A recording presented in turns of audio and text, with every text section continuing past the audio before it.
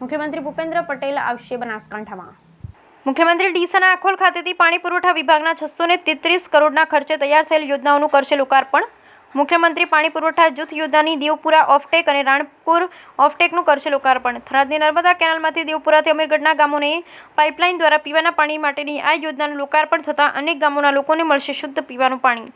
પાણી પુરવઠાની 2 યોજનાઓ થકી 192 ગામોના 7 લાખ લોકોને દૈનિક 6.40 કરોડ લીટર પીવાનું શુદ્ધ પાણી મળશે। મુખ્યમંત્રીની અધ્યક્ષતામાં આજે ડીસામાં યોજાશે ગરીબ કલ્યાણ મેળો, જેમાં અનેક લાભાર્થીઓને મળશે લાભ। મુખ્યમંત્રી ભૂપેન્દ્ર પટેલ અને જળ સંપત્તિ અને પાણી પુરવઠા મંત્રી કુંવરજી બાવળિયા સહિત અનેક નેતાઓ અને લોકો રહેશે ઉપસ્થિત। બ્યુરો રિપોર્ટ, ભરત હકડી, બનાસકાંઠા।